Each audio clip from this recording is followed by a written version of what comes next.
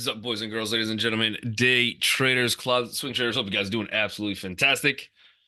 We got a little bit of a pullback. So a little bit of pullback yesterday. Didn't quite hit any of those levels yet, but we live to see another day. And we get Al in the house. Good morning to you. We got Albert. Good morning. Amy, Bill, Brian, Cindy, Frank. Good morning to Jason, Jay, Kevin. Then Nandro's in the house. Good morning to Marius, Matthew. We got Micus, we got Randy, Tim, Win, all my peeps out YouTube land, Tilla. Good morning to you. We got Leonard. Good morning to you. All my peeps sitting there nice and quiet. That's okay. I still love you. Hit that like and subscribe button.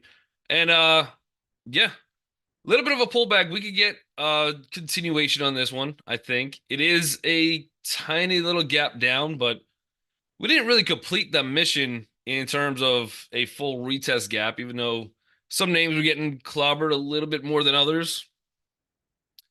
I think we have at least to 520.53. That closes the gap. And then even a healthy pullback into some of these volume areas to retest this. So 516.33 could still look good for just really a healthy retest into previous resistance. And we're just such a big move after the Fed on Wednesday that we could worst case hang out in this zone for a little bit. Again, let some of those moving averages catch up.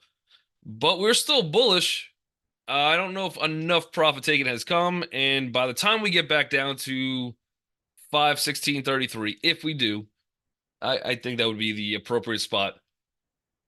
If we get back down to that spot, you're going to see a lot of people like, hey, this market rally is over. I don't know. Until we get to that spot, 516.23, and then we have to see what happens from there. But that should be where we hold up on the way back. Does it have to get there? No, we can start to create new levels a little bit higher. And again, first spot that I'm looking for is 520.53, but we still have this wide open gap up here. So for that meantime, I'm cautiously bullish just until at least some of the selling comes out, and then kind of going from there. We got the Qs, QQQ, kind of same thing, I guess. We still have this wide open gap. I would have liked to see, and we pretty much said this is a decent spot yesterday, so somewhere around 446.05, somewhere right around that zone. That's pretty much where we closed into. So we did hit the level of support yesterday. Looks like we're gapping below that. So now we do have that little tiny bit of resistance. Good retest spot. Then the next spot down, again, we could close this gap, which would be 443.79. I think coming a little bit lower, maybe into probably 442.41 could make sense. So we have some room to the downside. We got a little bit of resistance above us. And then this is also essentially a retest gap. So a retest into that resistance would make sense. And we have to see where the day goes from there. But we have a little bit to retest, I think. We're still all healthy in a bullish direction. Is Jay Payne yapping again? I don't know. Is he talking today? I'm not quite sure. Not quite sure. We got TLT 9 a.m. Is it I mean, it can't be anything huge. He's talking right now. Huh. J Pal. My guess is it would be a presentation. Yeah. Presentation, probably pre-written script, but I don't think he's giving any crazy remarks to change anything. So Hamid from Afghanistan, good morning to you. We're international now. We're international. TLT. So we have a little gap up here. Actually a little bit more of an impressive gap, to be honest. We got finally through number one. I got this volume zone over here, 93.69. More impressive, I think, is that we got through this hammer, or not this hammer, this candle with this volume as well. So that's actually a fairly bullish gap. So that could help the market in the long run. But we do have a few moving averages right above us. We're into a little resistance. I think this one probably fades and then look for the support somewhere around this 93.69. So again, that could fade a little bit today. But overall, sentiment wise, and you have a pretty decent high wave candle too, as well, with the kind of good volume on that one. Let's just check out IWM real quick. And then I see a couple of tickers coming in. If you guys got tickers you want to look at, let me know, and we will definitely take a look for that. IWM gapping down a little bit. Support on this one should be probably around this 207 zone, 206.93, maybe somewhere in that zone right there. And that's also at the low of yesterday, too. So we still have a little bit of support to hold. Actually held up a little bit better than the Qs and the SPY did yesterday. So the SPY and Qs pulled back a tad. This one is kind of just chilling. And again, we're still in this little chop fest, even though we had some good breakouts, and I think that adds some extra bullish sentiment. But we're kind of retesting into this chop zone until we get pretty much that next break. Lululemon, LULU. Huh. Was this earnings? So we did have earnings. They look decent. We beat earnings per share by 5.5%, so 27 cents. We also beat on the revenue side of things by 12 million, so that's good. Gapping into a little bit of support. That's not a healthy gap down, though. I'd want to see how this one does around here. I'm not looking, obviously, for a full fade all the way back up to. I mean, that'd be a wild move. Um, we have the 200 on the daily, somewhere around 427.41. So somewhere in that zone, I think would be my target. Maybe slightly shy of it, 425.55. But that's if this little level could hold here. And otherwise, the next target down on Lululemon. Let's see where some volume zones are. Yeah, this spot right here, 411.86 is what's got to hold. Otherwise, we probably get taken down to 404.42. And then I got really nothing until we get into this 385 zone. So I also think that this is the Bulls' chance to kind of keep this thing down. So that takes me right to my 420, 420.04. So maybe if we get a tight setup on Lululemon, and the closer we could get it down to this 412, I think the better shot we have. So we'll throw this a little bit higher on the list. We'll see how it wants to play out. But probably a little bit of chop. Some volume probably wants to keep it right back into that zone. We got Baidu. Baidu had a report. We saw this one the other day too, but they had a little bit of a report that they are talking with Apple in regards to Apple's AI program. So Google, we just had that same exact news the other day, but obviously Baidu is more of the Google of China. So it's probably a very similar talk and conversation that they had with Google, but Baidu is getting the benefit of this one, of this news for today. So a good little gap up. It's the China cloud. It's gonna have that China cloud around it. I don't see any. There's a little bit of resistance slightly above us, 106.53. Here's our big volume candle on this kind of gap down. Strong close. No wicks toward the bottom of this thing. Until we really start getting past that candle and then specifically past 108.41, then I think we can start talking turnaround story. Otherwise, on this little gap down, we have a double bottom. Maybe this could look a little bit inverted head and shoulders if this is our turning point. Neckline would be something like this. By the way, I reinstalled Zoom and my pen looked like flawless. I'm back. Flawless pen. Oh yeah. Way better. Like luxury now. It's like luxury. But we'll see what happens on this. But right now, yeah. So I don't know how far this one goes. We do have a few levels up here. So the next, if we could break out of 106.66, probably runs into 107.18. And then the high point, if we do get crazy, which would be very strong for Baidu, but then I think we retest from here a little bit before we actually break out. So 108.41. So could give us about $2.10 if we go on a real crazy stretch. Otherwise, my guess is I think this one fades back down, probably somewhere into the 104.13.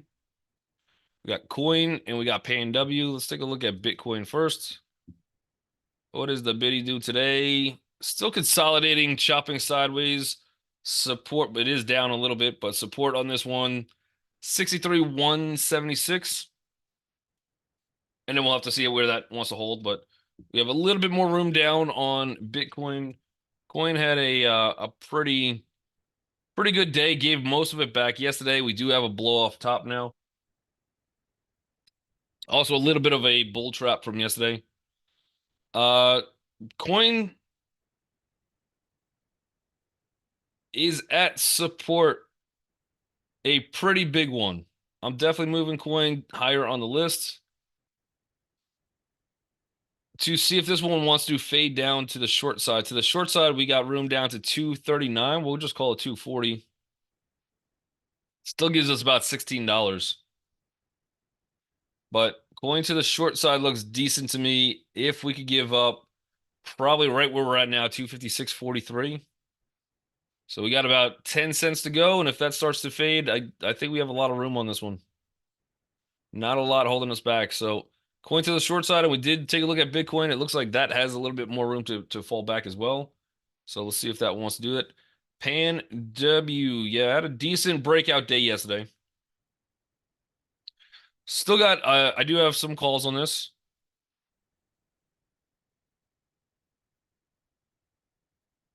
Retest gap. What's key to me, we've been looking at that 286 for 2 weeks. We're like, man, every time we get up there, even intraday, 286 reject, 286 reject.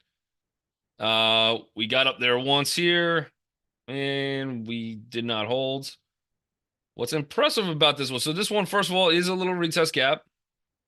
Unless we're going to open up at 292.77 or higher, get right above this candle. As we're in this zone, I would like to see a retest, probably 290.86. Maybe we get to 288.48 if we're doing a full retest of yesterday.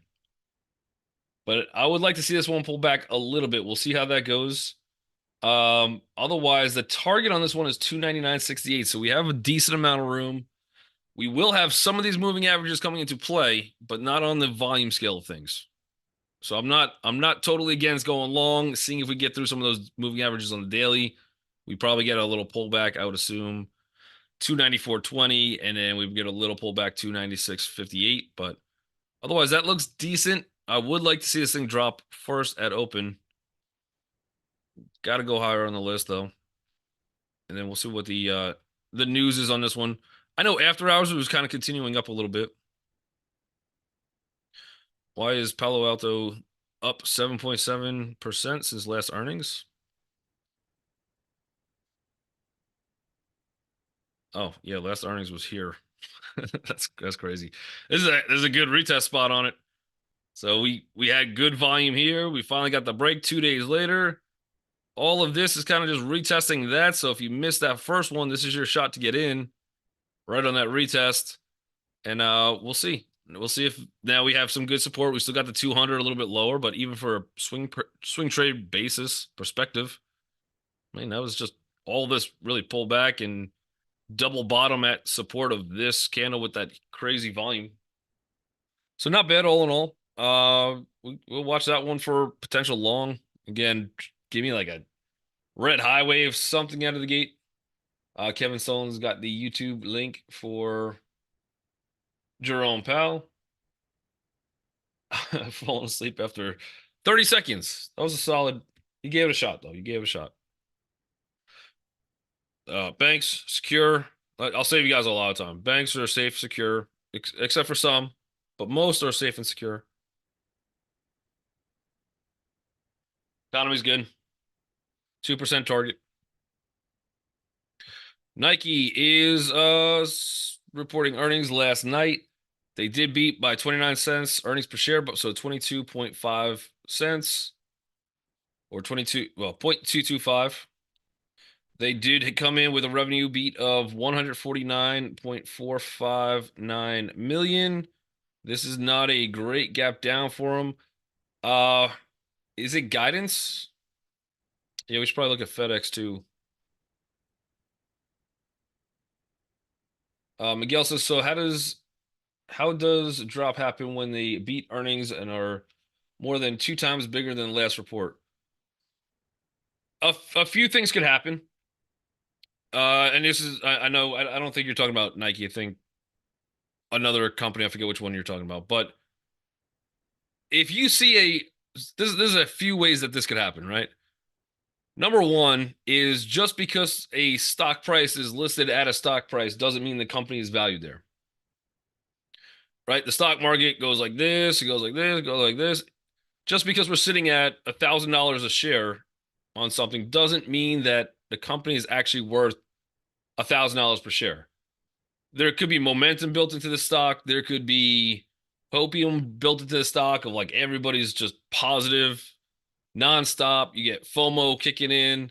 So just because a price of a stock is listed at that does not mean that just means that that's what somebody's willing to pay at that day.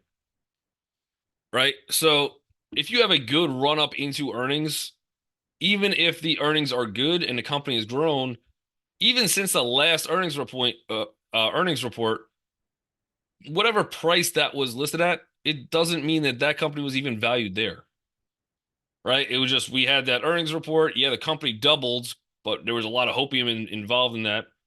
So maybe the revenue doubled, and that's still a good sign for a growing company. But how early was investors into that first number in the first place?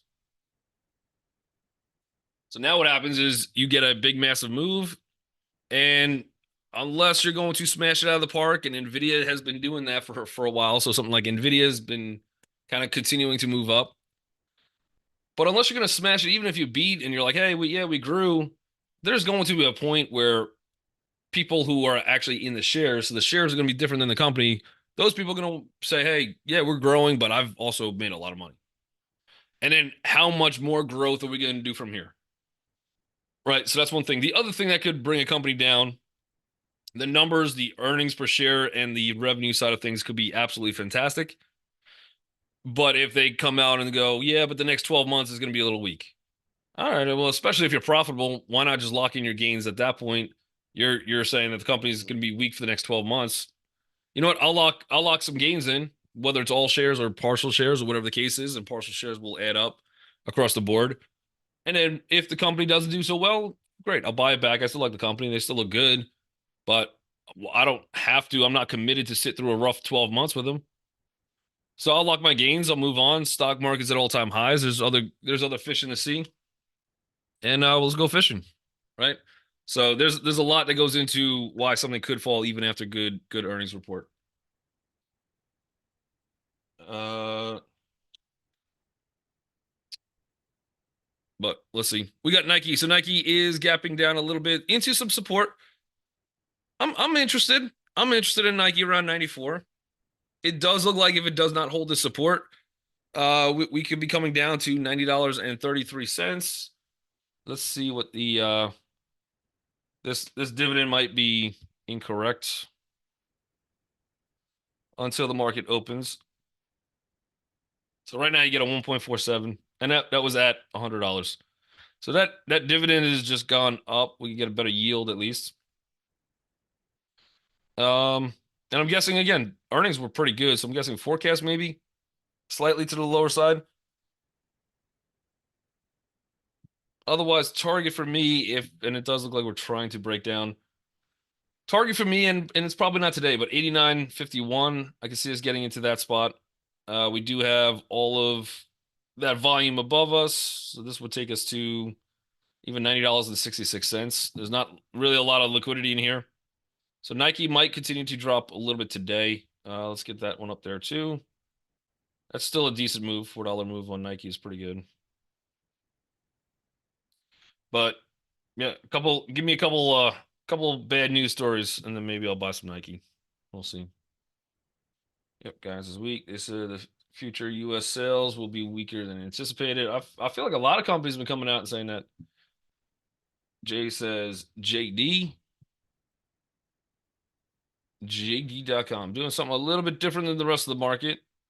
Uh, it might be a one or two more candles than you'd like to see for an island reversal. Otherwise, it's got island reversal vibes if this does not come back up and retest. So if we leave this gap open, the only thing that also kind of weakens the island reversal theory on this is JD does gap frequently, so it just kind of adjusts prices based off of essentially the Hong Kong market.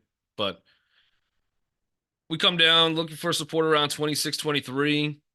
This should be a retest gap. I do think this probably gets filled. I would see if we get filled today. If we cannot hold 26.20, we got some more room down to 25.45, but also you're gonna have to fight through a lot of moving averages on that one. So I'd almost want to see if this thing can drop a little bit further at open, and then probably look maybe a little bit later in the day for some kind of fade.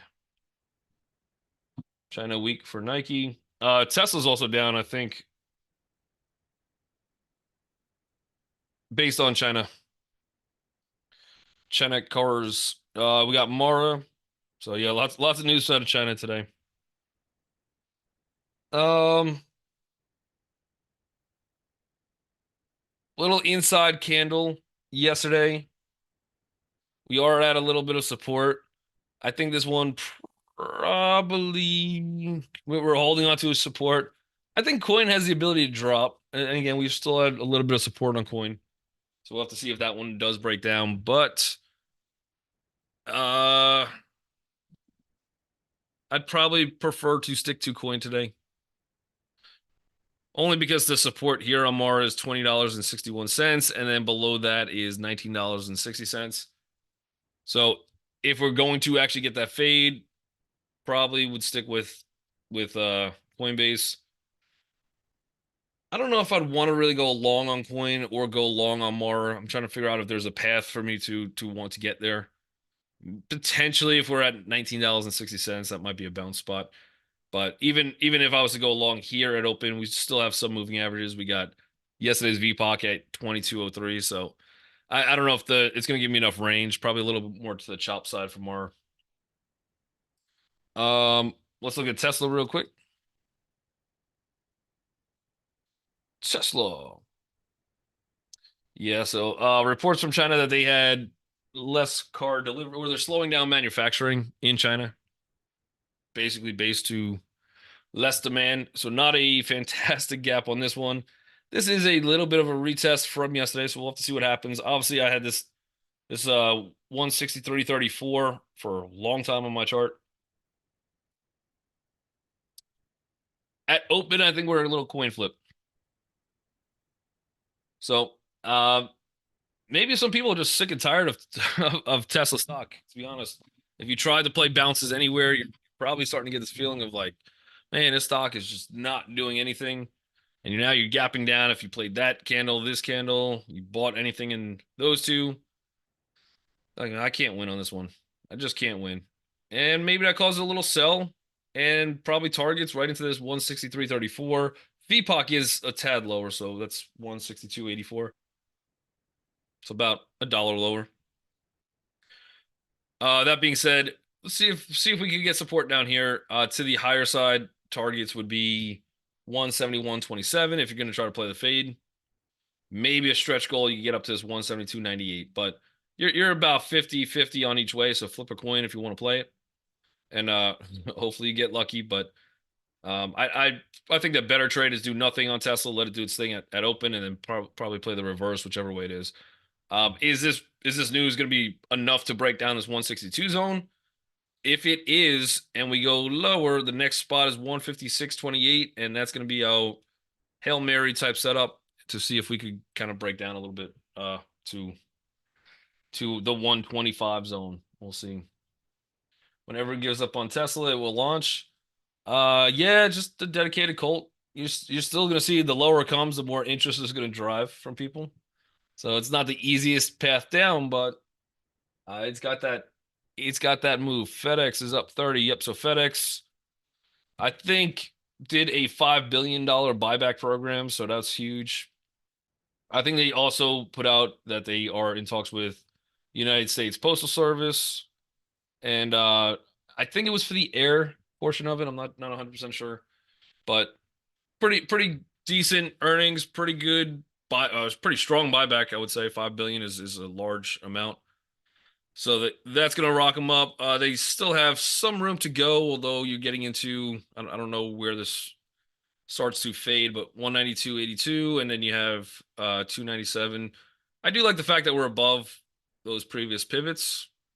So this might be one if we could get the high wave candle, we could take a break. I wouldn't mind to attempt to go bullish. It's still got some room on it. I don't know how long I'd want to hold this thing for though.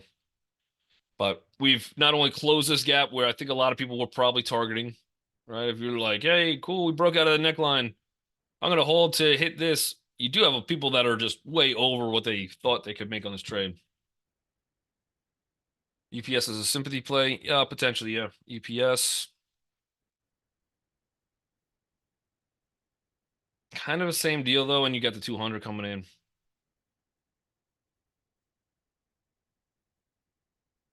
I don't know how much of a sympathy this might be because it's FedEx doing the buyback. FedEx had the good news. Um, we are gapping up on UPS.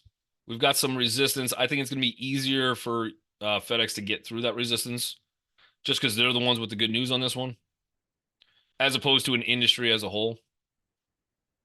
But the good earnings will help UPS. The other buyback and dealing with United States Postal, that's probably going to be leaning more to the FedEx side of things. Shop. SHOP. There we go. Shopify. Mm. Gapping down a little bit. We did try it yesterday, trying to hold a double bottom, and it did not want to hold.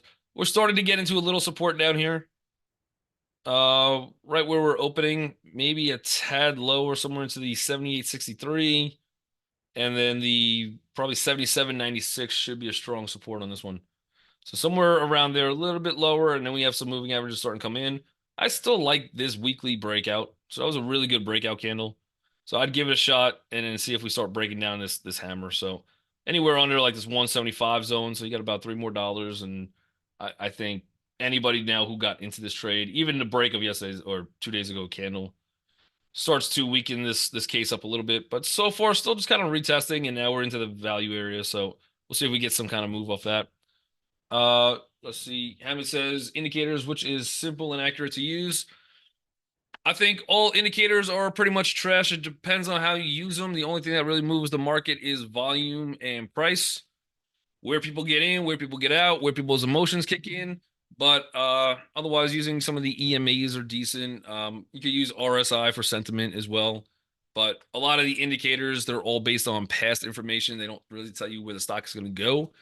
So I would definitely consider looking into some kind of volume. We got 1 second left. There's that morning bell. Everybody on YouTube land, I appreciate you joining us each and every day. Make sure you guys hit that like and subscribe button.